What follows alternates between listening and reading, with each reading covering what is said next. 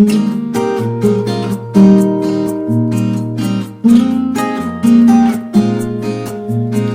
and gentlemen, welcome to the program 30 Minutes with the Itinerant Herald Nyingchuo. In the first episode, we will be talking about the man with the vision. This is Rim FM TV, being testified. Please subscribe to the YouTube channel and turn on your notification button for updates of our subsequent episodes. Stay tuned.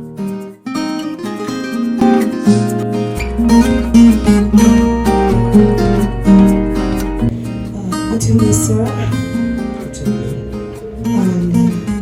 I hope you're fine. Okay, sir. Thank you very much. For now, we want to know who are you, sir? Who is the itinerant Herald Nyingchuo? Which direction am I taking the question from? Just give us an answer. We'd like to know. If you can give us everything about you, you'll give it. My name is Nyingchuo. I'm from the Northwest, precisely Boyo Division. I am a child of God. I'm the sent man, founder of the movement, Royal Herald International Movement for Missions. And by the grace of God, I'm going to my 7th year in the medical school. I also do some small businesses. Wow, that's so great, sir. That's so great. But I have a little problem, sir. I want to know the meaning of itinerant. What does it really mean? Many people out there surely ask the question, itinerant, what does it mean? Many people out there do not know. Am I lying? Would like to know, right? So who is an itinerant? All right. The word itinerant is actually an English word, and it defines my assignment. An itinerant is somebody who itinerates. That means somebody who moves, somebody who is mobile for a cause or mobile for a purpose. So when God brought this scroll on my destiny, that was the prophetic name He imposed on me based on my assignment. Yes, an itinerant is a mobile vessel. So God told me that my ministry is a mobile ministry, and He want me to move from village to village as the times present, city to city, for the gospel's sake. So Herald is basically the definition of what I am moving and doing. So itinerant is the adjective that shows I'm moving. Herald means I'm moving and preaching, because the Herald is a preacher. Now Nyingchuo is my traditional name, is the name of my father, and is the kind of name I like to maintain even for my children, because I just love the name, and even the meaning of the name ties with itinerant. In Com, Nyingchuo means to run and pass. So, yeah. Wow. We are getting enlightened. Okay, so the next question. How did the Rim FM vision come about, and when was that? Alright, I got born again around the year 2007 ending, 2008, around that zone, and I fell in love with preaching the gospel, because after I got born again, the first December was to return home.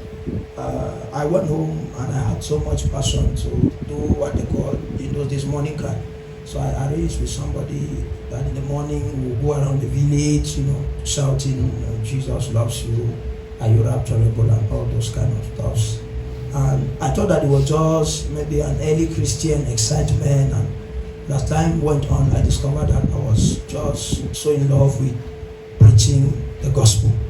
And around 2012, God gave me an instruction to gather some 3 people that I was working with in the youth ministry of the Baptist church back then. We formed what we call the Fire Carrying Conductors, which was a sort of prayer team. We were praying for the church, praying for the division, praying for the nation. And while in those days of pressing, so many retreats and fastings and mountain experiences, God began to speak to us about something He was going to do. But in my own little calculation, I thought it was about Boyo Division, because that was our focus as at then. So around 2015, I was attending a conference, and that is the first time the Lord brought the word Royal Herald to me.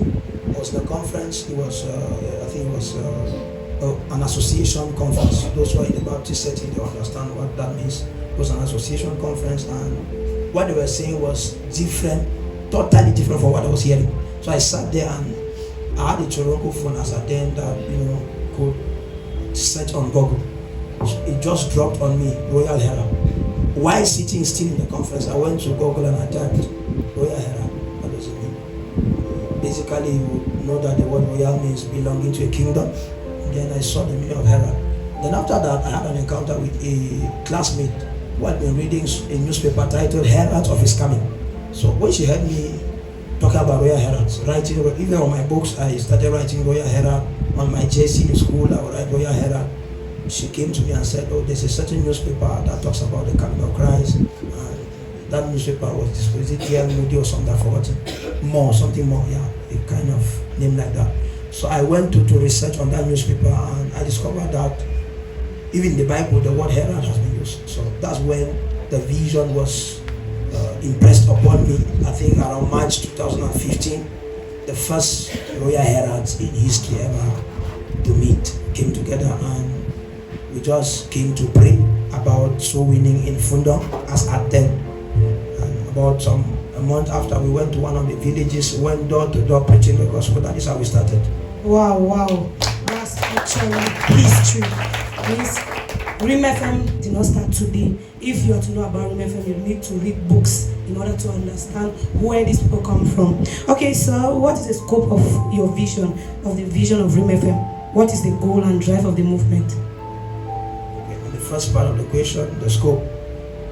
When I started, in 2015, in my mind, I was just concerned about our village, our division. We just had intentions to see the whole place saved. We wanted to go to Abekan, go to Alem, go to Sebal, go to Abo. That was the vision I had. But I didn't know God was thinking something global. So after I left Fundong 2016, after my advanced level, and I had to resume school at the faculty here, I came, and for the first year I did not do any, to me I wasn't really seeing that. But the people I had trained and the people I had been working with in Fundong went to their own spaces and started Royal Heralds. The first person who went out with the vision and started something, the person who went to Bambili, the University of Bambili, Bamenda, which is in Bambili. So she started Royal Heralds there, and she was sending me reports. Every month, oh Papa, we are doing this now, we went out, this is So the second year I was like, I've trained people, they are even, that's how I started Royal Heralds in Yaoundé. So I had a small room around Monte Chapelle. I was just opposite his own room. He has been with me since from one, and I had not involved him in Royal Heralds from day one. But that season, God told me to share with him. So I told you about Royal Heralds. We are now two. I met another guy who had been there with me from 2012. We were working together. He left, came to Yaoundé. So I met him within that season 2 again. I talked to him about where he remembered that we had such burdens in the past, and he connected to where to me. And that's how the thing, so Yaoundé started that way from my room. And you see, my PA was in the north as a dental. And he too just met with, I think, Adrian is right behind there. They just started having morning devotions, talking about soul winning in school, soul winning. From their morning devotions, it just became Herald FM branch. That's how people came. That's how the other branches came about. We just had people that have been there with us before. They went to different locations, got other people in, and bam. That's the scope. So it's global, as I can put it, because as we are talking now, we have Royal Heralds in Ghana, Royal Heralds in Dubai, many places in the EU, we have Heralds in the US, we have Heralds in Canada. So we even have Heralds in India. Yes. So God, it's a global vision according to God, but in my own small microscopic mind, then it was just about my village. Okay. Yeah.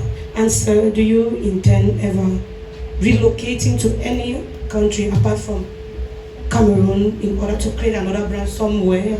It's just a question. Well, basically, those who are around me know that I cannot relocate from Cameroon. I can leave Cameroon for visits and but to say I have really relocated from Cameroon is difficult, at least for now. Yes, the way I'm wired to love this nation, and that's not hypocrite. whether it's hypocritical, yeah, that's not trying to sound nice or political. It's just that I grew up knowing that most of the times those who my assignment is here. I have a lot of work in Fundong, in Bello, and I've not been doing it. So because the crisis came, so I have work here. I think that I can't. Maybe when I'm very old and my children think that I should rest, they will take me somewhere and I can go out. Okay, sir. Away from that, as a minister, what's your motivation? What's your push? Right. My motivation as a minister is number one, my love for Jesus. Yes, that's the first thing that motivates me to do whatever I do. My love for Jesus is born from the understanding of Jesus' love for me, and that's my driving ministry. Most of the times, I go out of my way to do whatever I do just because of that love. Paul said the love of God constrained our hearts. That's my motivation. This is the love of Jesus. Hallelujah. Okay, sir. I am aware this ministry has been existing. You have been preaching for about 15 years now.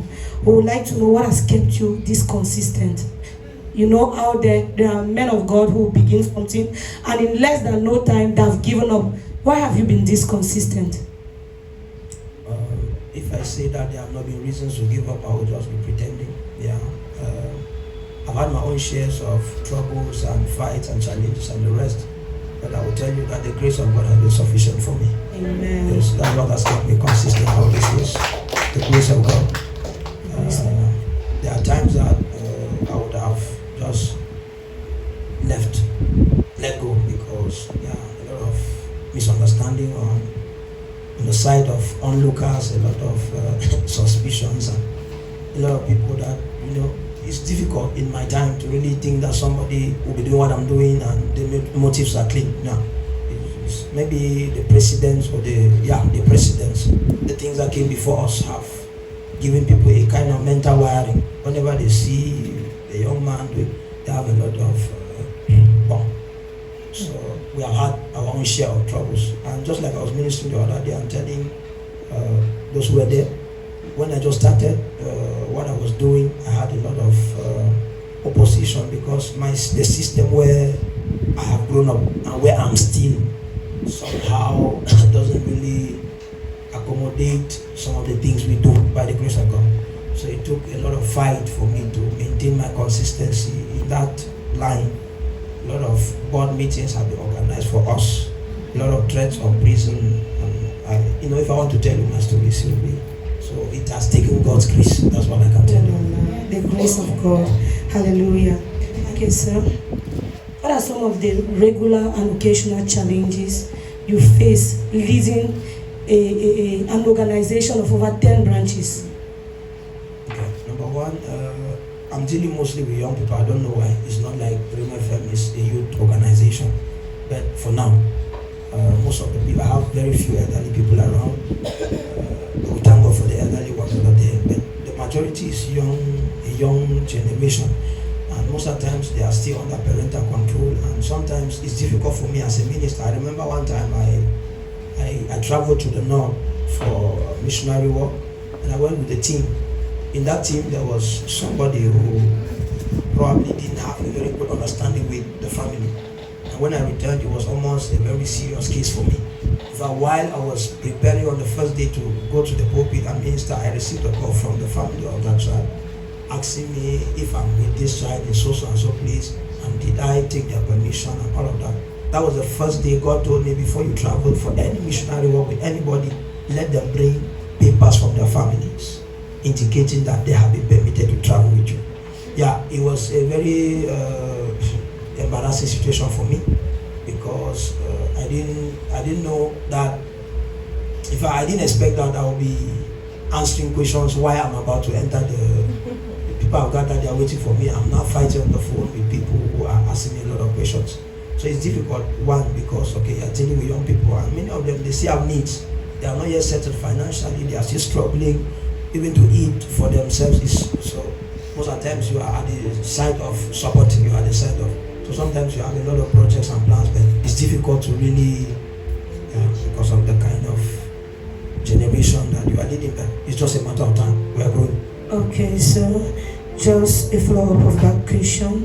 Where do you get funds for the great evangelistic programs you organize all over? Where do you, given that majority of Heralds are students, where do you get the funds?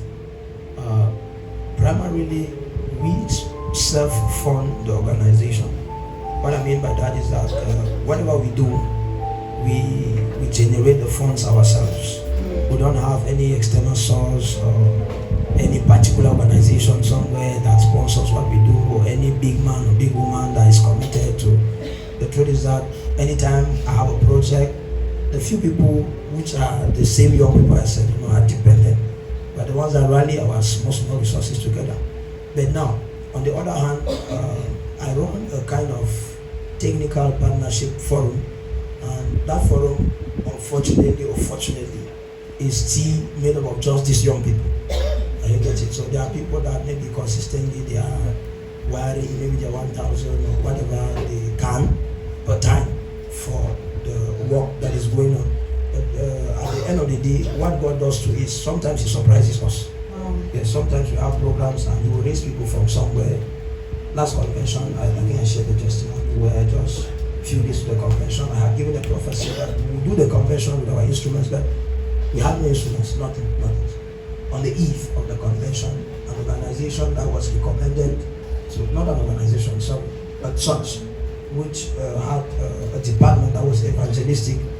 One of our members who was in that nation got the letter of that department in that church and told them that, okay, there's this organization in Africa, this is what they do and this is what. That eve of the convention, after the prophet has spoken and nothing is happening, those people got to me and they said, so and so person said you are doing some work down there. Can we see proofs and all of that? That's how we got our first ever good instruments. So God surprises us sometimes. The God of Rim FM is the God of surprises. That's right. Wow.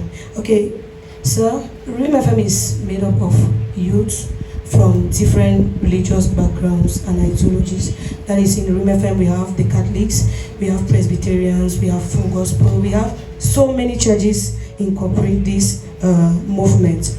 How do you cope leading these people? How do you succeed to create synergy and pull everyone along for the massive steps I see the ministry taking? How do you manage the challenges that come leading this fragile age group? Okay, very technical question. Yeah, it's true. The challenge of leading a mixed crowd is there. Like I said, somebody like me, I grew up in a very orthodox setting. But if you see the way I operate, I'm not orthodox in any way. Well, let me not say I'm not orthodox in any way. I'm orthodox in one way and Pentecostal in another way. Now, what does that mean? That means I have kind of created a balance for myself. And that permits me to accommodate all kinds of persons. So we can have people that are very cold in that sense, and people that are very hot. I have learned how to manage them because myself, I have been in very cold places, and then I have learned to be hot in those cold places. So that balance is created.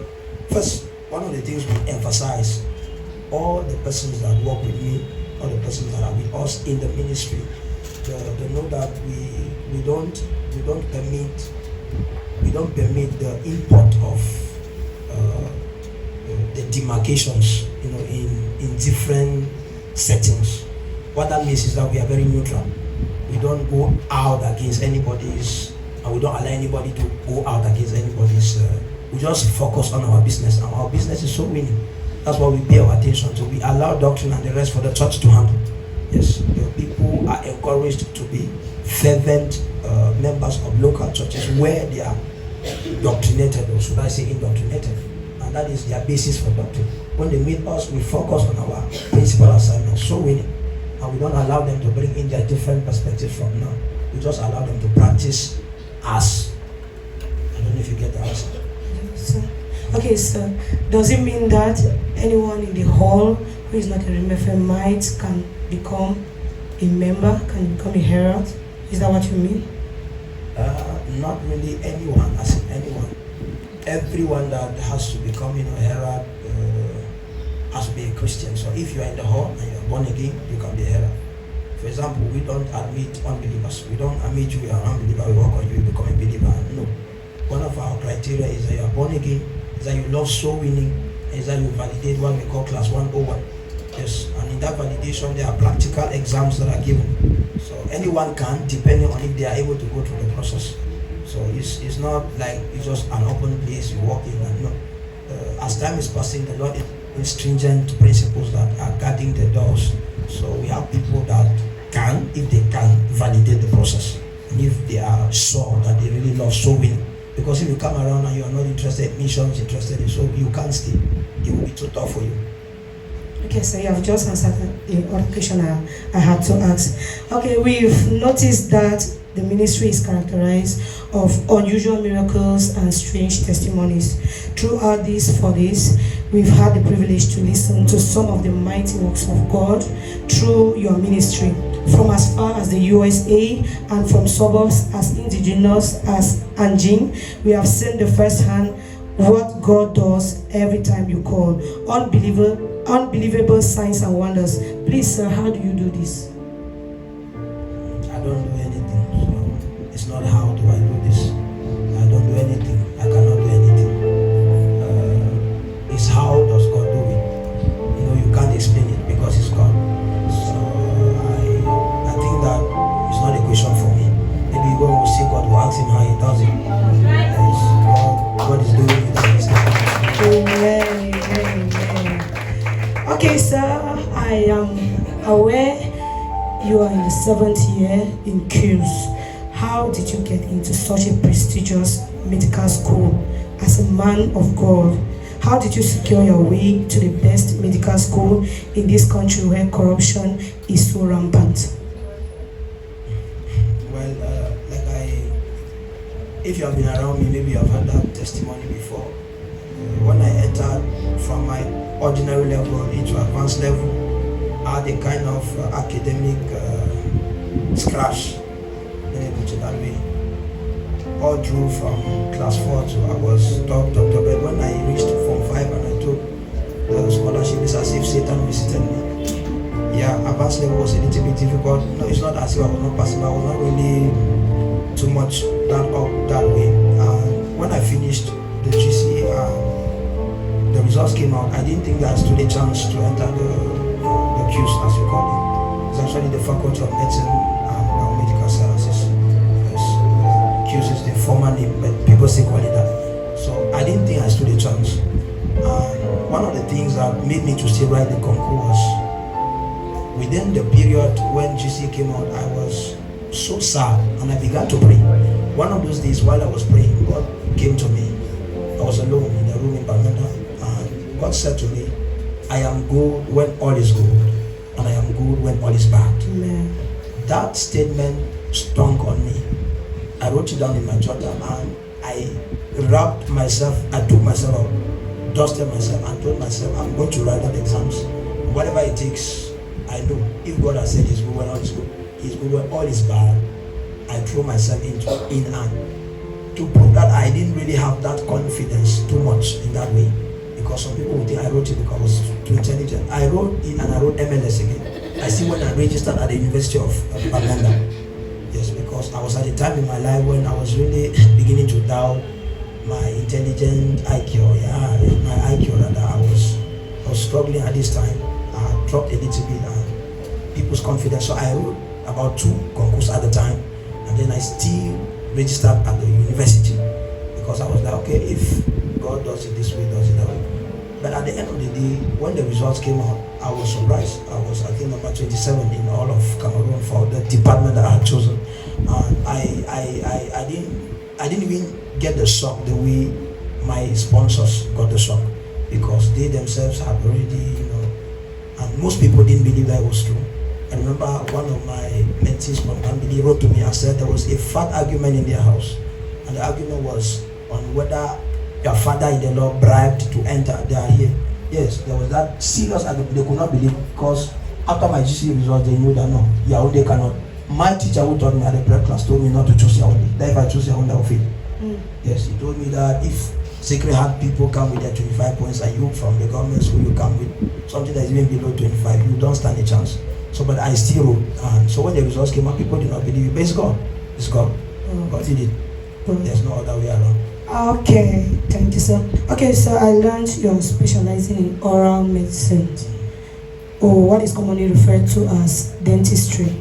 What's the reason for your choice of that medical specialty? Because somebody like me, I thought as intelligent as you are, you would have done something related to brain or this kind of big things, but you went and decided to choose something that is very little for me. Why? What's the reason for that choice, sir?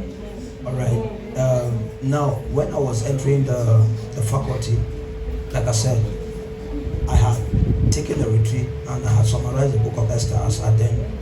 And one of the things that God said to me about the medicine school He was sending me to was that He was not going to push me into stress, because He had work for me to be doing for these 7 years. Now, I got to somebody who was at the faculty and I asked them what are the different, I think it was Ruben. Ruben was already in Yaoundé and he was preparing to, so he was living with somebody who was already in school. So he asked the person, how does the school operate? What are the different departments and all of that? The person said, this is pharmacy, this is dentistry, this is general medicine. And the question was, which one can you do and then you still have your free time? That was the question I asked. Which one can I practice and I'm still able to run around and do, like I'm not sitting in my house in the night and they are rushing me up and down for. The lady said, if you want to choose something that in future you can have your small time to do small business and the rest, I would advise you to choose dentistry. As at then, I have never been to a dental cabinet. I don't know what dentistry is all about. But when I went to register, I chose it. How did I choose it? God made me to choose it because I didn't know what I was coming to do.